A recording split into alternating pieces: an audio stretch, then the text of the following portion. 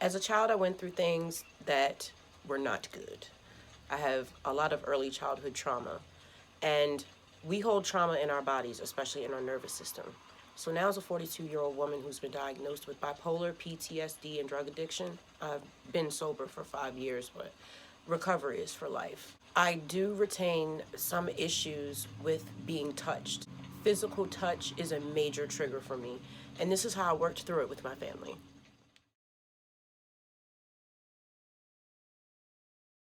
It used to be so bad that I would physically push my children off of me if they tried to hug me. But after I got into trauma therapy, then advanced on to maintenance therapy, regular talk therapy every other week, that was the first thing I did. I got into therapy. This is not how I wanted to be. I didn't realize that I was going to get a mental health diagnosis, whatever. I'm not even concerned about that. The biggest takeaway that I've gotten from therapy is to be able to speak to a professional that will be able to walk me through scenarios and things that I'm going through in my life and give me a different perspective.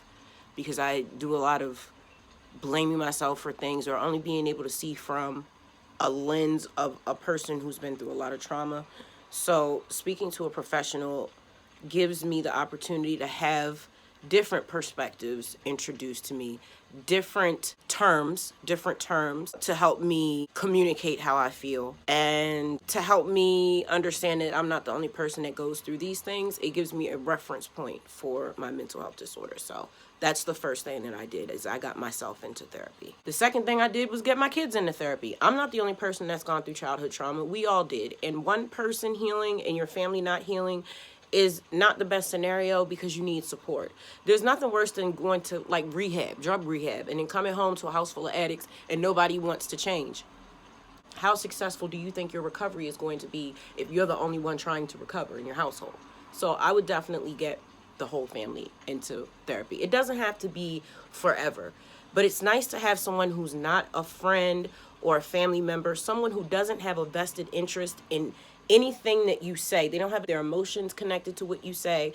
They don't have a vested interest in the outcome of what you do or say other than for your healing. So it's good to have someone outside of someone you're emotionally connected to talk with. Even just to hear your own thoughts out loud outside of your own head. Journaling is one thing. Texting is one thing.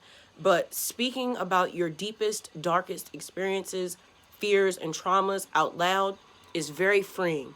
It lets that energy escape from you outside of you. Communication. I had to sit my kids down and talk to them about why mom's like this. What part do they play in what's going on with me? And then we came up with strategies so that everybody's getting their needs met. You guys need hugs. I don't want to be touched in the morning. Let's come up with a strategy so that everyone gets their needs met. How I did that was I had to take some time and observe my behavioral patterns. And that's when I realized that there were certain times throughout the day that I was triggered and extra sensitive, which was first thing in the morning. That's when my daughter likes her hugs. So as I was transitioning to a person that can touch my family without freaking out, what we would do is would set times for hugs outside of the morning. She allowed me to have a space where I could tell her, I'm not into a hug right now. Or she can just ask me, is it cool if I hug you right now? That's how it started. I also need to throw visualization in there, which has been immensely helpful to me with all things, manifestation, all types of stuff. If you walk yourself in your head through a scenario before you go through it, it's a lot less stressful. So I would actually visualize myself being hugged by my daughter or being hugged by one of my sons. And I already know what it's going to feel like in my body. So I allowed my body to go through that. And I worked with the sensations. I really had to think through it and find some kind of connection between my body and my mind and just tell that inner child that's freaking out when I get touched that this isn't a bad touch, this is a good touch, and try to just heal myself, because that's what it is. It's your inner hurt child that is reacting to that touch. You are connecting that touch to whatever trauma you had. So you got to reconcile with that, and no one can do that for you, so you have to do it for yourself. Visualize your inner child and talk them through the trigger. Tell them that they're safe, tell them that they're okay, and tell them that you love them, embrace them, and work through the trigger.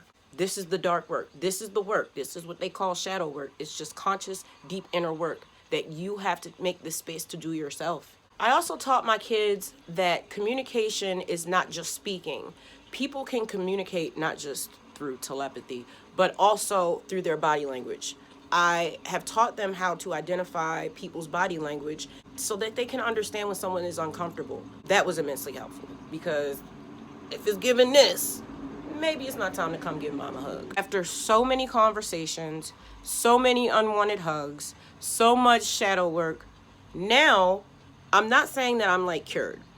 That's not what I'm saying, but I hug them now. And she still gives me those early morning hugs and I'm not ready for them. I'm just a little tense, but I definitely don't push her off of me. And we both have an understanding. She reads my body language. If I'm really not in a space for it, I just square up my shoulders like that. And she knows not to. She'll just, give me the head nod and come back and I'll hug her later. She'll hug me later.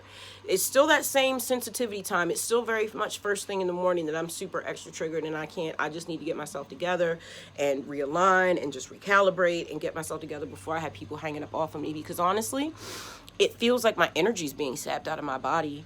Sometimes when they touch me, I feel like I'm being shocked by lightning. And sometimes I'm just having my energy depleted. Like dead battery, It's not pleasant. Getting better and better. The best thing that helped me, other than the visualization, was just hearing my children explain to me why it was so important for them to hug me. I did not have custody of my kids for 8 years. They've said things like, sometimes they'll just call my name because for so long they didn't get to do that. They didn't think that they were ever going to see me again, let alone come home. So hugging me is a lot deeper than my trigger. My love for them is what made me push past this trigger. And now I'm the one that hugs them.